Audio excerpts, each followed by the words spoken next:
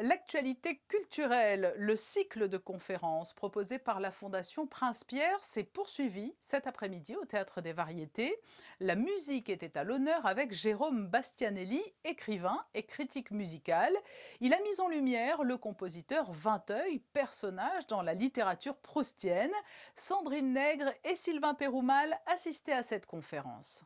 Il occupe une place importante dans le chef-d'œuvre de Marcel Proust, À la recherche du temps perdu. Vinteuil est un compositeur et ce rendez-vous de la Fondation Prince-Pierre a permis d'en savoir plus sur ce personnage dont on ne connaît d'ailleurs pas le prénom.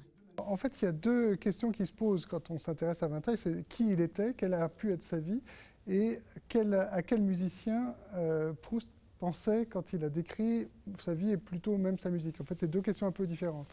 Alors sur la première question, en fait, Proust donne assez peu d'éléments. Il dit très peu ce qu'est la vie de Vinteuil. On sait juste que c'est quelqu'un d'assez timide. Quand on le croisait dans la rue, on n'aurait jamais imaginé que c'était un compositeur génial. On ne sait pas grand-chose parce que Proust s'en sert pour accentuer justement cette dichotomie entre quelqu'un de très quelconque en fait dans la vie et un compositeur formidable, génial, audacieux, moderne, enfin tout ce qu'on veut.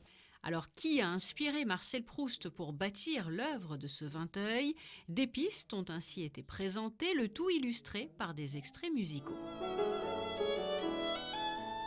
Il a donné quelques indices en parlant de compositeurs assez connus comme César Franck ou Camille Saint-Saëns, mais quand on creuse un petit peu, on voit qu'il y en a d'autres qui sont plus inattendus. Je vais donner quelques éléments sur la vie de Vinteuil, telle qu'on peut l'imaginer, mais aussi on va passer en revue une douzaine, 13 compositeurs qui qui ont eu sans doute une influence sur Proust au moment où il pensait à Vinteuil. Et ce rendez-vous dans l'agenda culturel monégasque et dans le contexte si particulier que nous vivons a de nouveau été apprécié et salué par le public. Il était aussi proposé en direct sur la page Facebook et sur la chaîne YouTube de la Fondation Prince-Pierre.